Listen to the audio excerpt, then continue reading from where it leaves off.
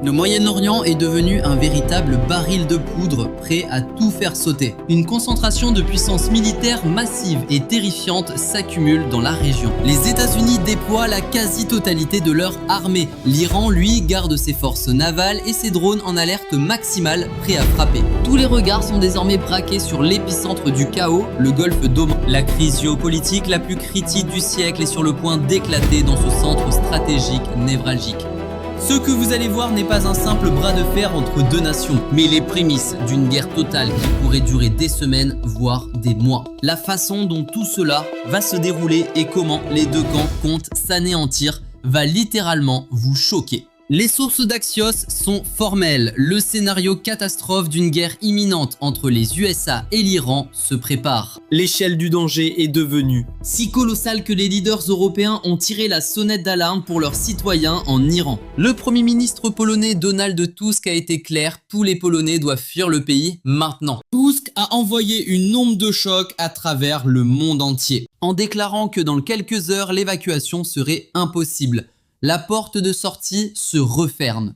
La France et l'Allemagne ont immédiatement suivi le mouvement, ordonnant un repli d'urgence. Cette situation qui pousse le monde au bord du précipice géopolitique a été encore aggravée par les déclarations incendiaires que les deux camps se sont jetés au visage. Le guide suprême Ali Khamenei a menacé d'envoyer les porte-avions américains par le fond. Pendant ce temps, l'ultimatum critique donné par le président Trump pour l'accord nucléaire arrive à son terme. Les déclarations lourdes de sens de Trump au fil des ans résonnent encore. Pas d'accord facile, il faut un vrai accord, sinon des choses terribles arriveront. Le message est clair, les USA veulent la diplomatie, mais leurs mains restent posées sur la détente de l'option militaire. Avec l'échec cuisant des pourparlers de Genève le 17 février, la probabilité d'une action militaire se renforce d'heure en heure, car on prétend qu'une attaque américaine serait d'une ampleur jamais vue dans l'histoire. Porte-avions, chasseurs de combat, bombardiers, missiles de croisière, Atakams, AMRAAM et les terribles GBU-57.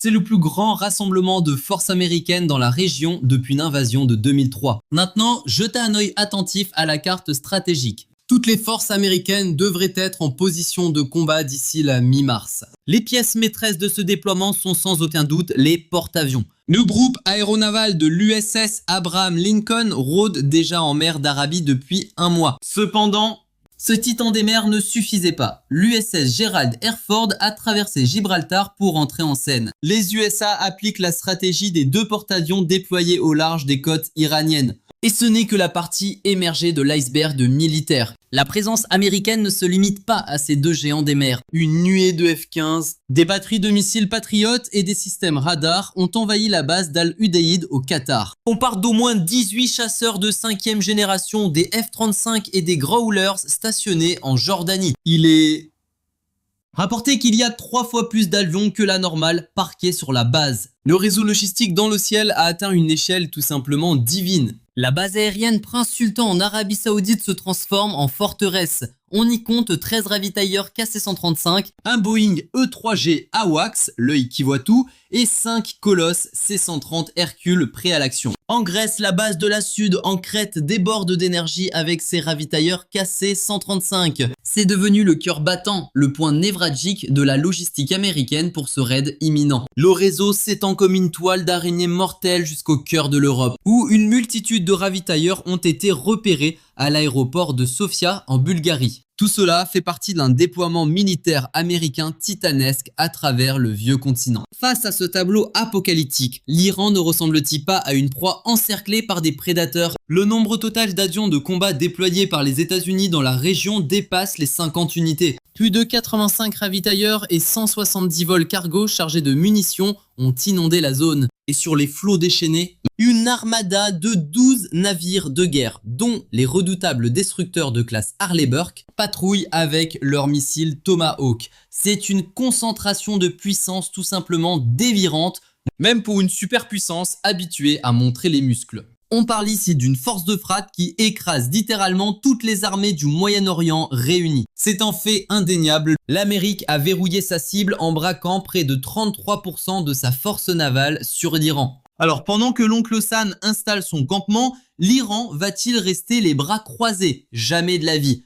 La riposte s'organise et le scénario devient digne d'un thriller psychologique. Les gardiens de la Révolution ont transformé le détroit d'Ormuz en arène de gladiateurs, lançant des jeux de guerre massifs pour parer à toute menace d'invasion. Mais attention, le protagoniste iranien a débloqué des alliés dans cette partie d'échecs. L'amiral Hassan a annoncé une alliance stratégique, des exercices navals conjoints avec la Russie en mer d'Oman. L'objectif ? Briser l'hégémonie adverse dans la région et synchroniser leurs attaques contre toute menace visant leurs navires commerciaux. C'était une véritable parade de monstres d'acier. Le croiseur russe Variag et le navire anti-sous-marin amiral Tribut ont jeté l'ancre au port de Bandar Abbas. Et juste après cette entrée en scène spectaculaire, les forces spéciales russes et iraniennes ont simulé un raid héroïque sur un navire détourné. Ces manœuvres ont gonflé l'ego de l'Iran, lui donnant l'illusion d'une puissance décuplée. Mais la Russie, rusée comme un renard, n'a promis aucune action réelle au-delà de l'entraînement. Moscou envoie des signaux clairs. En cas de vraie guerre, ils resteront probablement spectateurs. C'est le coup de maître secret de Poutine, un détail crucial qui change toute la donne. Mais vous n'avez même pas besoin d'être un génie tactique pour comprendre où cela nous mène. Voyant l'ombre du dragon chinois s'ajouter à l'ours russe, Téhéran est plus déterminé que jamais. La rumeur court que la Chine fournit à l'Iran des yeux dans le ciel, du renseignement, de la surveillance de pointe et un traçage satellite en temps réel pour transformer des bases américaines en cibles faciles. Même si ce n'est pas officiel, les indices, les photos volées et les rapports sur les réseaux sociaux crient que la Chine murmure des secrets à l'oreille de l'Iran. Pendant que les États-Unis préparent leurs opérations fantômes, les satellites chinois auraient déjà percé le brouillard de guerre révélant la position des fameux F-35 et des avions de guerre électroniques Growler cachés en Jordanie. C'est le facteur X qui pourrait donner à l'Iran l'audace de lancer une attaque préventive. La tension est à son comble et les détails de cette intrigue sont infinis. On raconte tous les yeux électroniques du dragon surveillent tout. Des satellites chinois auraient repéré 13 ravitailleurs de l'US Air Force. Déployés en Arabie Saoudite, accompagnés d'avions radars et de cargo, seconde après seconde, rien n'échappe à leur regard perçant. Pendant ce temps, des rumeurs glacent le sang. Une présence fantôme rôde dans les eaux sombres du Golfe. Des rapports non confirmés suggèrent que la redoutable 48e flotte d'escorte chinoise est en marche, avec à son bord les destroyers Tongsan et Daqing. Sans oublier le Taiyou, toute cette armada ferait route vers l'Iran. Pékin prêt à défendre Téhéran dans un clash titanesque. C'est ce que tout le monde pense, non ?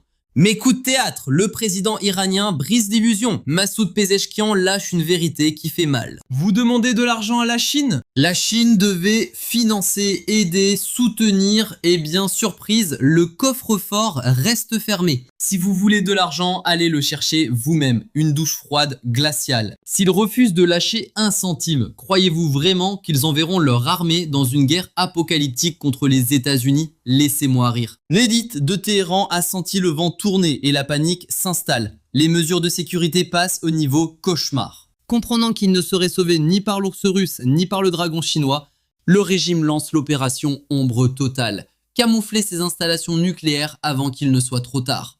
Mais les satellites ne mentent jamais. Les dernières images reçues sont terrifiantes. C'est le calme avant la tempête, le signe annonciateur du désastre. Février 2026. Regardez bien. L'Iran a construit un gigantesque sarcophage, une chatte de béton et de terre sur le nouveau site de Talégan 2 au complexe de Parchin. Ce n'est pas du jardinage. C'est une mesure d'urgence absolue. Selon les experts, ce n'est pas un simple hangar. C'est l'antre de la bête. Une cuve de confinement pour explosifs, l'élément critique pour éveiller la puissance nucléaire ultime. Et ce n'est que le début de la paranoïa. À Ispahan, toutes les entrées des tunnels disparaissent, ensevelies sous des tonnes de terre. Près de Natanz, la montagne de Kosma se transforme en bunker impénétrable à une vitesse folle. À ce stade, le décor est planté pour le premier acte de la tragédie. Les États-Unis n'attendaient que ça, une cible claire à verrouiller. Téhéran, dans sa frénésie de défense, est ironiquement en train de dérouler le tapis rouge pour l'attaque de Washington, une invitation au carnage. Les cibles sont verrouillées, les cœurs nucléaires et les dépôts de missiles. Le monde entier retient son souffle, le compte à rebours a commencé. Approchez-vous de l'écran, c'est l'instant critique où tout l'équilibre régional menace de s'effondrer en poussière. Imaginez, les négociations échouent.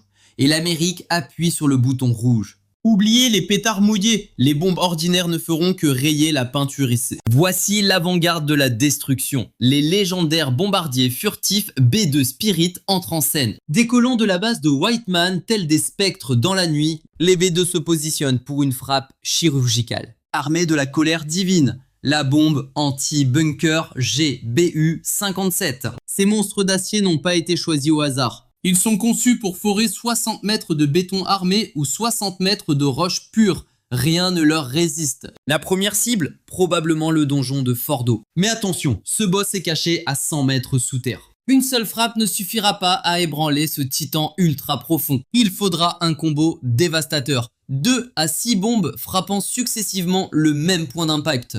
Le seul moyen d'arrêter le cœur de Fordo, c'est de faire exploser les centrifugeuses de l'intérieur. Une symphonie de destruction souterraine. Si l'étincelle de la guerre s'embrase dans un conflit inévitable, l'installation de Natanz sera marquée pour l'anéantissement. Frappée à l'unisson avec Ford. Face à la puissance de feu dévastatrice de l'oncle Sam, une force capable de percer les enfers, les sanctuaires souterrains trembleront et leurs centrifugeuses seront réduites au silence éternel. Même les tunnels d'Ispahan, pourtant gorgés de terre, ne pourront échapper à ce jugement céleste. C'est le cœur battant de leur production nucléaire, un point vital sur l'échiquier stratégique. C'est pourquoi le destin est déjà en marche. Si la voie diplomatique s'effondre entre ces deux titans, si aucun accord n'est scellé, préparez-vous à voir les bombes anti-bunker pleuvoir comme le châtiment divin sur cette installation. Le complexe militaire de Parchin, ce site de test légendaire, ainsi que le Talagon 2, se retrouveront eux aussi dans le viseur des terrifiantes GBU-57. Leurs entrées ont beau être blindées de béton renforcé, une défense qui semble impénétrable. Les MOP possèdent la puissance brute pour pulvériser ces portes et anéantir les réservoirs explosifs enfouis dans les A10. Mais croyez-vous vraiment que l'Iran restera les bras croisés pendant ce déluge de feu? Face à l'agression américaine, le silence n'est pas une option pour Téhéran. La bête va rugir. Cependant, si les États-Unis déclenchent cette première frappe fatale, le sablier de l'Iran ne contiendra plus que quelques heures une course contre la mort. Devant une suprématie militaire qui écrase le monde entier, chaque seconde devient une question de survie. Mais l'Iran jure de riposter avec une violence inouïe, une attaque éclair sur tous les fronts, une vengeance terrifiante. Mais sur quoi repose cette confiance aveugle? Quelle est leur carte maîtresse? Dès l'instant où le bombardement américain commencera à ravager la région, l'Iran dégainera ses missiles balistiques. Les Sedil 2, avec leurs 2000 km de portée, viseront directement les bases US. Et ce n'est que le début de l'enchaînement suivi de près par les missiles Kabar, des assassins aériens capables de frappes chirurgicales dévastatrices. Mais voici le coup de grâce, la manœuvre la plus impitoyable. Les Khorramshahr 4 fonceront sur l'Arabie Saoudite pour réduire en cendres la base aérienne du prince Sultan, le cœur logistique de l'aviation américaine. Sur le papier, ce plan a de quoi glacer le sang, n'est-ce pas? Toutefois, transformer ce cauchemar en réalité est une toute autre histoire. Car face à l'appui de missiles et de drones iraniens, les porte-avions américains et leurs destroyers déploient une architecture de défense en couche, un bouclier impénétrable au Moyen-Orient. Ces systèmes opèrent en symbiose parfaite pour détecter, traquer et pulvériser toute menace, qu'il s'agisse des redoutables Sedil 2 ou des Kabar, ou même des nuées de drones suicidaires Shahed 136. Les États-Unis ont fortifié cette muraille avec leur destroyer Aegis, épaulé par les batteries Patriot, le système THAAD et une escadrille de chasseurs prêts au combat. Et comme si cela ne suffisait pas, plus de 12 destroyers de classe Harley Burke et des croiseurs Ticonderoga patrouillent la zone,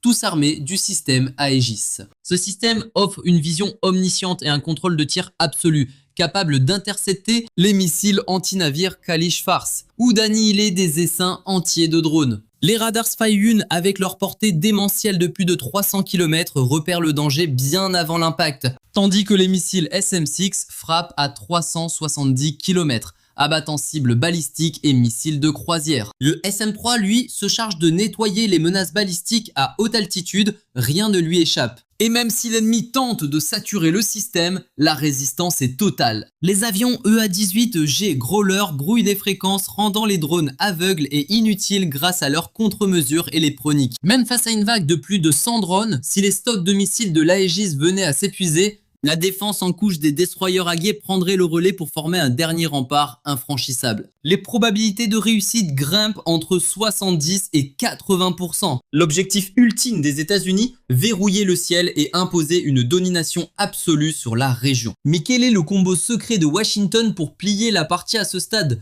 En plus d'invoquer les spectres bombardiers B-2 Spirit, les F-35C Lightning II s'élanceraient des porte-avions comme des héros de shonen, prêts à écraser la défense aérienne iranienne et à s'emparer de la suprématie céleste. De leur côté, les F-22 Raptor rejoindraient la mêlée depuis la base jordanienne, avec une seule mission, transformer les systèmes S-300 en tas de ferraille fumante. Pendant ce temps, dans l'ombre de la bataille, les Growlers lanceraient un brouillage massif, aveuglant les radars ennemis pour protéger l'escadron allié. Au même instant, une pluie de missiles Tomahawk s'abattrait depuis la mer sur des cibles stratégiques. C'est une frappe critique visant directement le cerveau des opérations, la base des gardiens de la Révolution à Khorramabad et les silos à missiles. L'objectif, nerfer la puissance de feu de l'adversaire avant qu'il ne riposte. Sur le papier, l'arsenal américain semble invincible, prêt à rouler sur la carte. Mais attention au retour de flamme, la Navy risque de se retrouver dans un véritable cauchemar tactique. L'Iran possède une carte piège bien plus terrifiante que de simples missiles. Une nuée de navires et de drones. C'est la stratégie de l'essaim qui sème le chaos total. Des bateaux suicides rapides pourraient harceler les destroyers américains et briser leur formation. Cette manœuvre audacieuse pourrait paralyser le décollage des chasseurs et bloquer les porte-avions, un véritable game over tactique. Simultanément, les missiles balistiques anti-navires entreraient dans la danse. D'accord, leur précision laisse à désirer, c'est un peu la loterie. Mais l'effet psychologique serait dévastateur, semant la panique au cœur de la flotte. Jusqu'ici, nous aurons analysé ce duel épique en 1 contre 1 avec les atouts de chaque camp. Mais attention, l'arc narratif est sur le point de s'élargir dramatiquement. Si l'offensive continue, le conflit pourrait passer au niveau mondial. En alerte maximale, les escadrons de F-35 et les frappes de Tomahawks ne suffiraient plus à assouvir la soif de victoire de l'administration Trump. Pourquoi ? Parce que les cibles incluraient désormais les bases secrètes de Shiraz et les usines de drones de Sharoud. Pour réussir ce coup de maître, les USA voulaient déployer les légendaires bombardiers B-52 pour un tapis de bombes dévastateur. Mais coup de théâtre, une faille diplomatique vient briser l'alliance. Le Royaume-Uni aurait posé son veto, empêchant Trump d'utiliser ses bases stratégiques pour l'attaque. Pourtant, si les États-Unis parvenaient à contourner cette restriction, le niveau de destruction atteindrait le rang S, une calamité sans précédent. Les bombes anti-bunker viseraient directement le cœur nucléaire de l'ennemi. Avec une telle puissance de feu, les forteresses souterraines de Talegan 2 et Parchin seraient réduites en poussière. Certes, il faudrait spammer les attaques pour tout nettoyer. Et l'arrivée des F-22 Raptor scellerait probablement le destin de la bataille. Cependant, ne croyez pas que Téhéran restera les bras croisés face à ce scénario apocalyptique. Des rumeurs inquiétantes affirment que l'armée iranienne a levé une force d'1 million d'hommes. Le boss final se réveille, y compris les réserves mobilisées ces derniers jours. L'ambiance est téléprique. La rumeur enfle. L'Iran aurait placé 800 000 soldats en mode alerte rouge. L'info tourne en boucle sur les réseaux, comme l'annonce d'une guerre de clans imminente. De plus, l'Iran signale qu'il n'hésitera pas à utiliser son pouvoir asymétrique. Mais c'est quoi cette compétence spéciale? Premier exemple, en mer Rouge, le théâtre des opérations. Les Houthis du Yémen spamment les attaques de drones Shahed et de missiles sur les navires américains. Au nord, le Hezbollah libanais attend son heure, tel un boss caché prêt à surgir. Et à l'est, les milices en Irak rejoignent la partie pour encercler l'ennemi. Dans un scénario d'échange de tirs, les boucliers patriotes et FAD américains devraient pouvoir tank ces attaques et neutraliser ces petits groupes irréguliers et dangereux. Cependant, quelques coups critiques pourraient percer la défense et frapper la base d'Al-Udeid au Qatar ou celle de Mouafaq Salti en Jordanie. Le risque est réel, même si les USA ont littéralement blindé la région avec une armure légendaire. Par conséquent, utiliser ces simples sbires ne suffira pas au régime de Téhéran pour gagner. En fait, ce n'est un secret pour personne en Iran. Ils savent pertinemment que leur puissance militaire n'égale pas celle du colosse de Washington. D'un autre côté, le régime sait aussi qu'il ne peut pas compter aveuglément sur le soutien de Moscou et Pékin. C'est là que l'Iran sort sa carte piège, celle qui pourrait faire trembler l'économie mondiale. Des mines auraient été placées dans le détroit d'Ormuz, mettant en péril chaque tanker qui ose passer. Si le flux de l'or noir est coupé, c'est l'approvisionnement mondial en énergie qui s'effondre. L'Iran est prêt à tenter ce pari fou. N'oubliez pas que dans cette atmosphère de crise apocalyptique, le régime avait déjà menacé de fermer la map d'Ormuz, au moins temporairement. Mais attention, la riposte américaine serait dévastatrice. Washington refuse de laisser le chaos logistique s'installer au Moyen-Orient.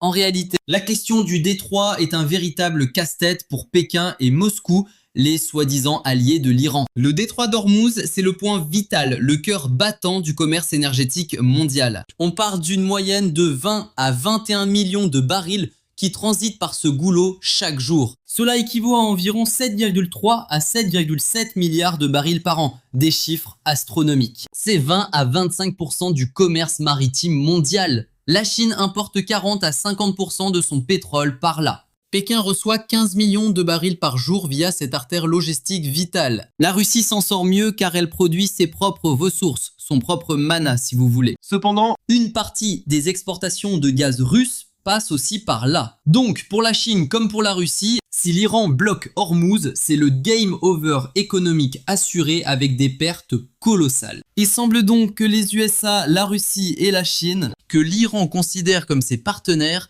soient tous unis pour l'empêcher d'activer ce piège mortel. Il y a aussi d'autres raisons pour lesquelles ces deux pays refusent d'affronter le boss américain. Pour la Russie, c'est la quête en Ukraine, et pour la Chine, le dossier brûlant de Taïwan. Avec ces deux nations déjà au bord de la rupture, elles ne vont pas aller provoquer les USA au Moyen-Orient pour sauver un régime iranien en perdition. Sans oublier la possibilité de nouvelles sanctions économiques américaines, le coup de grâce ultime. La Russie et la Chine ont déjà subi des debuffs économiques majeurs et sont affaiblis. Par conséquent, le rôle de la Russie dans la région se limitera probablement à de simples exercices militaires pour la forme. De même, la Chine limitera son amitié à du soutien cyber et du renseignement en restant prudemment en retrait. Alors, comment s'annonce ce nouvel arc narratif explosif sur le serveur du Moyen-Orient? La tension monte entre la faction américaine et l'Iran et ça sent la guerre de guildes imminente. On pourrait espérer un armistice et un reboot des négociations. Mais soyons réalistes, dans cette timeline, l'Iran va sûrement se faire nerfer et devra signer pour brider sa puissance spirituelle nucléaire. Si le clan des USA décide de lâcher ses techniques ultimes et d'appliquer son plan d'attaque à 100%,